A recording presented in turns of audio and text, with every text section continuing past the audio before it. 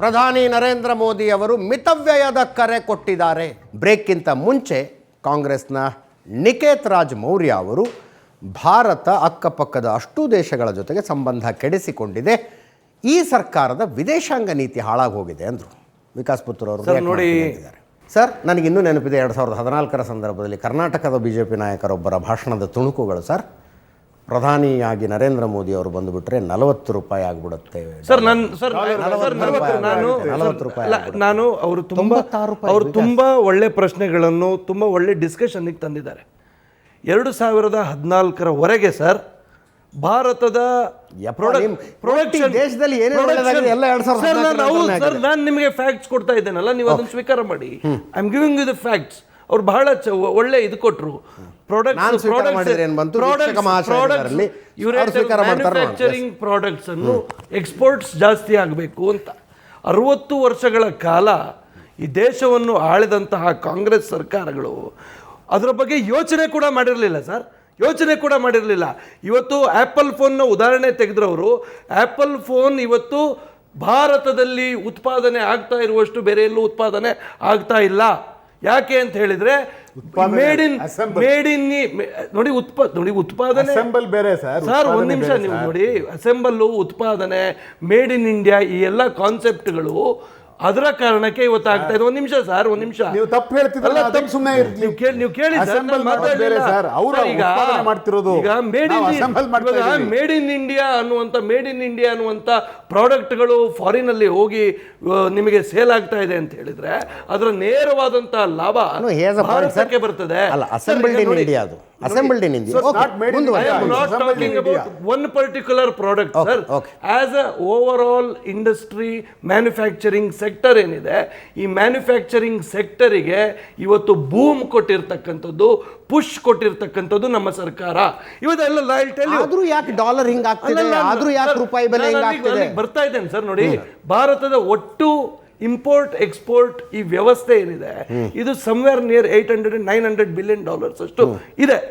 ನಮ್ಮದು ಈ manufacturing import ಮತ್ತು ಎಕ್ಸ್ಪೋರ್ಟ್ ಏನಿದೆ ಇದರಲ್ಲಿ ಸುಮಾರು $100 ಬಿಲಿಯನ್ ಅಷ್ಟು ನಮಗೆ ವ್ಯತ್ಯಾಸ ಇದೆ. ಇವತ್ತು ನಾವು ಅತ್ಯಂತ ಹೆಚ್ಚು 90% of the oil which we use in India ನಾವು ಇಂಪೋರ್ಟ್ನ ಮೇಲೆ ಅವಲಂಬಿತ ಆಗಿದ್ದೇವೆ. $135 ಬಿಲಿಯನ್ ಅಷ್ಟು ನಾವು ಆಯಿಲನ್ನು ಇಂಪೋರ್ಟ್ ಮಾಡಿಕೊಳ್ಬೇಕು. $84 ಬಿಲಿಯನ್ ಅಷ್ಟು ಗೋಲ್ಡ್ ಆ್ಯಂಡ್ ಸಿಲ್ವರ್ ನಾವು ಇಂಪೋರ್ಟ್ ಮಾಡಿಕೊಳ್ತಾ ಇದ್ದೇವೆ. $17 ಬಿಲಿಯನ್ ಅಷ್ಟು ಫಾರಿನ್ ಟ್ರಾವೆಲ್, $34 ಬಿಲಿಯನ್ ಅಷ್ಟು luxury items. So somewhere nearly 300 billion ಅಷ್ಟು ಈ 4 ಸೆಗ್ಮೆಂಟ್ಗೆ ಇದಾಗ್ತಾ ಇದೆ. ಇವತ್ತು ನಾವು ಸರ್ವಿಸ್ ಎಕ್ಸ್ಪೋರ್ಟ್ಸ್ ಏನಿದೆ ಇದು ನಮಗೆ $200 ಬಿಲಿಯನ್ ಅಷ್ಟು ನಮಗೆ ಸರ್ಪ್ಲಸ್ ಇದೆ. ಇವತ್ತು ಮ್ಯಾನುಫ್ಯಾಕ್ಚರಿಂಗ್ ಕೂಡ ನಾವು ಸರ್ಪ್ಲಸ್ಸಿಗೆ ಬಂದಂಥ ಸಂದರ್ಭದಲ್ಲಿ ನಮ್ಮ ದೇಶ ಆತ್ಮನಿರ್ಭರ ಆಗುತ್ತೆ, ಸೆಲ್ಫ್ ರಿಲಯಂಟ್ ಆಗುತ್ತೆ. ಇದನ್ನು ಮಾಡಬೇಕು ಅಂತ ನಮ್ಮ ಸರ್ಕಾರ ಹೊರಟಿರ್ತಕ್ಕಂಥದ್ದು. ಆ ದಾರಿ 12 ವರ್ಷ ಆಗಿದೆ. ಕೇಳಿಸ್ಕೊಳ್ಳಿ, ಇದು ಎಲ್ರಿಗೂ ಗೊತ್ತಿರುವಂಥ ಸಂಖ್ಯೆನೇ. ಇದು this is not rocket science. ಆದರೂ ಯಾವ ಧೈರ್ಯದ ಮೇಲೆ ನಾವು ಅಧಿಕಾರಕ್ಕೆ ಬಂದರೆ $40 ಡಾಲರ್ ತಂದು ಬಿಡ್ತೀವಿ? ನೀವು ಕೇಳೋ ಪ್ರಶ್ನೆ ನಾನು ಕೇಳ್ತೀನಿ. $40ಗೆ ನೋಡಿ $40 ತರ್ತೀವಿ ಅಂತ ರವಿಶಂಕರ್ ಗುರುಜಿ ಹೇಳಿದ್ರನ್ನ. ಅತ್ಯಂತ ಹೆಚ್ಚು ಚಲಾವಣೆಯಲ್ಲಿರುವಂಥ 3 ಕರೆನ್ಸಿ ಯಾವುದು ಅಂತ ಹೇಳಿದ್ರೆ, ಒಂದು ಡಾಲರ್, ಇನ್ನೊಂದು ಯೂರೋ, ಇನ್ನೊಂದು ಜಪಾನಿದ್ದು ಎನ್. ನಾನು ನಿಮಗೆ ಅಂಕಿಅಂಶ ಕೊಡ್ತೇನೆ. 2014 ನಾನು ಉತ್ತರವೇ ಕೊಡ್ತಾ ಇರೋದು sir. I am giving you the answer.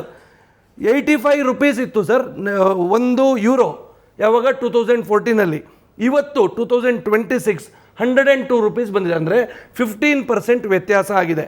2014 $1ಗೆ $65 ಇತ್ತು, ಇವತ್ತು 94-95 ಆಜುಬಾಜಿನಲ್ಲಿದೆ.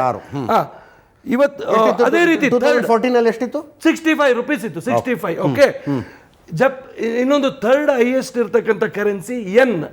ಇದು 170 ಎನ್ಗಳಿಗೆ ನಮ್ಮ 100 ರೂಪಾಯಿಗಳು ಇತ್ತು ಸರ್. ಡಾಲರ್ 30% ಅಪ್ರಿಷಿಯೇಟ್ ಆಗಿದೆ. I am not denying it, it's a fact. Euro 15% ಮಾತ್ರ ಅಪ್ರಿಷಿಯೇಟ್ ಆಗಿರ್ತಕ್ಕಂಥದ್ದು. ಸೊ ದಿಸ್ ಈ ಥರ್ಡ್ ಸರ್ ನಾನು ನಿಮ್ಗೆ ಹೇಳ್ತಾ ಇದ್ದೀನಿ, ನಾಳೆ ಯೂರೋದಲ್ಲಿ ವ್ಯವಹಾರ ಮಾಡೋಣ ಅಲ್ಲ ಸರ್, ನಾನು ನಿಮ್ಗೆ ಹೇಳ್ತಾ ಇದ್ದೀನಿ. ನೀವು ಪ್ರಶ್ನೆ ಕೇಳಿದ್ದೀರಿ, ಉತ್ತರ ಕೇಳಿಸ್ಕೊಳ್ಳಿ ಸರ್. ಎನ್ ಏನಿದೆ ಇದು ಈಕ್ವಲ್ ಇದೆ. So this says that Indian rupee ಏನಿದೆ, ಇಂಡಿಯನ್ ರುಪಿ ಯಾವುದೇ ಕಾರಣಕ್ಕೂ ವೀಕನ್ ಆಗ್ತಾ ಇಲ್ಲ.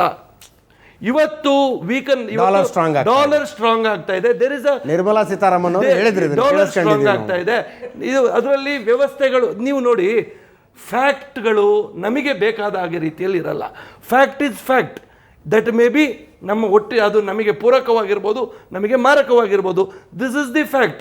ಈಗ ಅಮೇರಿಕದ ಡಾಲರ್ಗಳು ಕಾರಣಾಂತರಗಳಿಂದ ಅವರ ಪ್ರಭಾವದ ಕಾರಣಕ್ಕೆ ಅವರು ಸ್ಟ್ರಾಂಗ್ ಪೊಸಿಷನಲ್ಲಿ ಇದ್ದಾರೆ ಸರ್.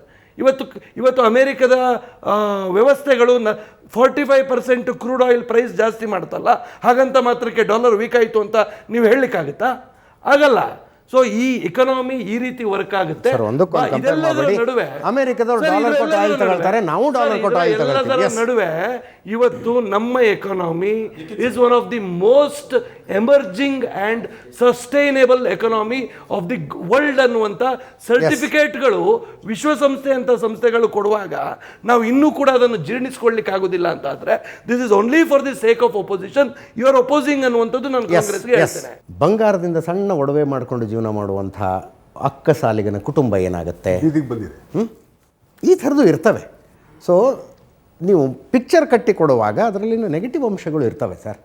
ನೀವು ಬಂಗಾರ ಖರೀದಿ ಮಾಡಬೇಡ ಅಂದರೆ ಅದ್ರ ಮೇಲೆ ಜೀವನ ಮಾಡ್ತಿರ್ತಾನೆ, ಒಡವೆ ಮಾಡ್ಕೊಂಡು ಜೀವನ ಮಾಡ್ತಿರ್ತಾನೆ, ಅವನ ಪರಿಸ್ಥಿತಿ ಕಷ್ಟ ಆಗುತ್ತೆ ಸರ್. ನಾನು again I told you, imposition ಅಲ್ಲ, ದಿಸ್ ಇಸ್ ಅನ್ ಅಡ್ವೈಸ್. ಹಾಗಂದ ಮಾತ್ರಕ್ಕೆ ಅಂದ್ರೆ 6% ಇಂಪೋರ್ಟ್ ಇತ್ತು, 15% ಮಾಡಿದೀವಿ, ಯಾರು ತಗೊಳ್ಳಿ ನೋಡೋಣ. ಸರ್, ಕಾಂಗ್ರೆಸ್ ಗವರ್ಮೆಂಟ್ ಪ್ರೆಸಿಡೆಂಟ್ಸ್ ಇದೆ ಸರ್. ನೀವು ಬ್ಲೇಟೆಂಟ್ ಆಗಿ ಇಂಪೋಸ್ ಮಾಡಿರ್ತಕ್ಕಂಥದ್ದು ಎರಡು ತಪ್ಪುಗಳು ಸೇರಿದರೆ ಒಂದು ಸರಿಯಾಗುವುದಿಲ್ಲ. ನೀವು ಇಷ್ಟೊತ್ತು ಮಾಡಿದ ವಾದದಲ್ಲಿ ನನಗೆ ಕರೆಕ್ಟ್ ಅನ್ಸೋ ಪಾಯಿಂಟ್ ಏನಂದರೆ, ಜಾಗತಿಕ ವಿದ್ಯಮಾನಗಳು ಹಂಗಿದ್ದಾವೆ, it is not under control ಅಂದ್ರಿ, ಅಕ್ಸೆಪ್ಟೆಡ್. ಮತ್ತೊಂದಷ್ಟು ವೀಕ್ಷಕರಿಂದ ಪ್ರಶ್ನೆಗಳನ್ನು ತೆಗೆದುಕೊಳ್ಳೋ ಸಮಯ. ಎಸ್ ಸರ್, ನಮಸ್ಕಾರ. ನನ್ನ ಹೆಸರು ಪೃಥ್ವಿರಾಜ್ ಕಶ್ಯಪ್ ಅಂತ. ನನಗೆ ಇವಾಗ ಕಾಂಗ್ರೆಸ್ ಅವ್ರ ಸಂದೇಶ ಏನು ಅಂತ ಗೊತ್ತಾಗಬೇಕಾಗಿದೆ. ಇವಾಗ ಮೋದಿಯವ್ರು ಹೇಳಿದ್ದಾರೆ ಅಂತ ನಾವು ಪೆಟ್ರೋಲು ಡೀಸೆಲ್ ಎಲ್ಲ ವೇಸ್ಟ್ ಮಾಡಬೇಕಾ, ಇಲ್ಲ ಅವ್ರ ಸಂದೇಶ ಏನು ಅಂತ, ಅವರು ದೇಶದ ಕಷ್ಟದ ಪರಿಸ್ಥಿತಿಯಲ್ಲಿ ಅವ್ರ ಸ್ಟ್ಯಾಂಡ್ ಏನು ಅಂತ, ನಮಗೆಲ್ಲ ಏನು ಅಡ್ವೈಸ್ ಮಾಡ್ತಾರೆ ಅವರು ಅಂತ ಕೇಳೋದಕ್ಕೆ ನೀವು ಯಾರು ಅಂತ ಅಷ್ಟೇ. ನಮ್ಮ ದುಡ್ಡು ನಮ್ಮ ಮಾತಪ್ಪ, ನಾವು ಫಾರಿನ್ ಟ್ರಿಪ್ಪಿಗೆ ಹೋಗ್ತೀವಿ, ನಮ್ಮ ದುಡ್ಡು ನೀವು ಕೊಟ್ಟ ಕಳಿಸ್ತೀರಿ ನಮ್ಮನ್ನು. ನಮ್ಮ ದೇಶದ ಬಗ್ಗೆನೂ ಯೋಚನೆ ಮಾಡಬೇಕಲ್ವ ಸರ್. ಇವಾಗ ಮೋದಿಯವ್ರು ಹೇಳಿದ್ದಾರೆ ಅಂತ ನಾವು ಸುಮ್ಮನೆ ಬ್ಲೈಂಡಾಗಿ ವಿರೋಧ ಮಾಡ್ತಾ ಇದ್ದಾರೆ ಅವರು ಅಂತ ನನ್ನ ಅನಿಸಿಕೆ. ಏಜ್ ಎಷ್ಟು ನಿಮಗೆ? ನನಗಿವಾಗ 21. ಸೊ ನರೇಂದ್ರ ಮೋದಿಯವರು ಅಧಿಕಾರಕ್ಕೆ ಬಂದಾಗ ನಿಮಗೆ ವಯಸ್ಸೆಷ್ಟು? 7 ವರ್ಷ, ರೈಟ್? ಸೊ ನಿಮ್ಮ ತಿಳುವಳಿಕೆಯಲ್ಲಿ ಮೋದಿ ಬಿಟ್ಟರೆ ಯಾವ ಪ್ರೈಮ್ ಮಿನಿಸ್ಟರ್ ನಿಮಗೆ ನೆನಪಿರಲಿಕ್ಕಿಲ್ಲ. ಮುಂಚೆ ಮನಮೋಹನ್ ಸಿಂಗ್ ಸ್ವಲ್ಪ ನೋಡಿದ್ವಿ ಅಷ್ಟೇ. Why not a better leader? ಮೋದಿಯವರೊಬ್ಬರನ್ನೇ ನೋಡಿದ್ದೀರಿ ನೀವು. ಇನ್ನೊಬ್ಬ ಒಳ್ಳೆಯ ನಾಯಕ ಈ ದೇಶವನ್ನು ಇನ್ನೂ ಚೆನ್ನಾಗಿ ನಡೆಸಬಹುದು ಅಂತ ಅನ್ಸೋದಿಲ್ವಾ ನಿಮಗೆ? ಅನ್ಸುತ್ತೆ sir. Is this the best? ಇಲ್ಲ, ಇನ್ನೂ ತುಂಬ ಸ್ಕೋಪ್ ಇದೆ ಇಂಪ್ರೂವ್ಮೆಂಟ್ಗೆ. ಬಟ್ ಅವರು ಎಲ್ಲದನ್ನು ಮೋದಿಯವ್ರು ಏನೇ ಹೇಳಿದ್ರು ಎಲ್ಲದನ್ನು ವಿರೋಧ ಮಾಡ್ತಾ ಇದ್ದಾರೆ. ಅದೇನಕ್ಕೆ ಅಂತ ಗೊತ್ತಾಗಬೇಕಾಗಿದೆ ಸರ್. ಏನಕ್ಕೆ ಅಂತಂದರೆ ಅವ್ರು ಮಾಡಿದ್ರೊಳಗಡೆ ಇಲ್ಲಿವರೆಗೂ ಅವ್ರು ಏನೇನು ಹೇಳಿದ್ರಲ್ಲಪ್ಪ, ಅವ್ರು ಹೇಳಿದ್ದೆಲ್ಲದನ್ನು ಕೂಡ ಈ ದೇಶ ನಂಬ್ತು. ಅವ್ರೊಂದು ಸರ್ತಿ ಹೇಳಿದ್ರು, ಮಿತ್ರೋ ಏನೋ 50 दिन दीजिए, देखिए देश क्या इसका हाल कैसा बदलता है ಅಂತ. ಆದರೆ ಅವತ್ತು ಇಡೀ ದೇಶವನ್ನು ಬೀದಿಲಿ ನಿಲ್ಲಿಸಿದ್ರು. ಎಲ್ಲ ದುಡ್ಡನ್ನೆಲ್ಲ ವಾಪಸ್ ತೊಗೊಂಡು ಬ್ಲ್ಯಾಕ್ ಮನಿ ಎಲ್ಲ ವಿನಾಶ ಆಗಿಬಿಡುತ್ತೆ, ಬ್ಲ್ಯಾಕ್ ಮನಿ ಎರಾಡಿಕೇಟ್ ಆಗುತ್ತೆ ಅಂತ. ಆದರೆ ಇವತ್ತು ಬ್ಲ್ಯಾಕ್ ಮನಿ ಹೋಗಿದೆಯಾ? ಬ್ಲ್ಯಾಕ್ ಮನಿ ಇಲ್ವಾ? ಚುನಾವಣೆಗಳಲ್ಲಿ ಕೋಟ್ಯಾಂತರ ರೂಪಾಯಿ ಖರ್ಚು ಮಾಡ್ತಿದಾರಲ್ಲ, ಬ್ಲ್ಯಾಕ್ ಮನಿ ಅಲ್ವಾ? ಹಾಗಾದರೆ ಇಡೀ ದೇಶದಲ್ಲಿ 100 ಜನ ಪ್ರಾಣ ಕಳ್ಕೊಂಡ್ರಲ್ಲ ಬೀದಿಲಿ ನಿಂತ್ಕೊಂಡು ದುಡ್ಡಿಲ್ದಲೆ, ಅವತ್ತು ಈ ದೇಶಕ್ಕೆ ನೀವು ಹೇಳಿದ ಮೋಸ ಅಲ್ವಾ? ಒಂದು ಮೋಸ ಆಗಿದ್ದರೆ ನಾವು ಈ ಥರ ಮಾತಾಡ್ತಾ ಇರಲಿಲ್ಲ. ಪ್ರತಿ ಬಾರಿಯೂ ಮೋಸವೇ. ನಾನು ಬಂದ ತಕ್ಷಣ ಅವ್ರು ಹೇಳ್ತಾ ಇದ್ರು, ಈ ಹಣ ಹೋದ ತಕ್ಷಣ ಬ್ಲ್ಯಾಕ್ ಮನಿ ಹೊರಟೋಗ್ಬಿಡುತ್ತೆ, ಆಮೇಲೆ ಈ ದೇಶದಲ್ಲಿ ಒಂದೇ ಒಂದು ಟೆರರ್ ಅಟ್ಯಾಕ್ ಆಗಲ್ಲ ಅಂಥೇಳಿ. ನೀವು ಉದಾಹರಣೆ ತಗೊಳ್ಳಿ, ಎಷ್ಟು ಟೆರರ್ ಅಟ್ಯಾಕ್ ಆಗಿದ್ದಾವೆ ಅಂತ ಹೇಳಿ. ಪುಲ್ವಾಮಾ ಅಟ್ಯಾಕ್ ಯಾವಾಗಾಯಿತು? ಈ ದೇಶದ ಸೈನಿಕರ ಮೇಲೆ 46-47 ಜನ ಸೈನಿಕರು ಬರುವಂಥ ಬಸ್ಸು ಅದು ಯಾವ ರೀತಿ ಬ್ಲಾಸ್ಟ್ ಆಯಿತು? ಹಾಗಾದರೆ ಬ್ಲ್ಯಾಕ್ ಮನಿ ಹೋಗಿದ್ರೆ ಇದೆಲ್ಲ ಹೆಂಗೆ ನಡೀತು? ಅವತ್ತು ಈ ದೇಶದ ಜನಕ್ಕೆ ನಂಬಿಕೆ ಇಲ್ವಾ?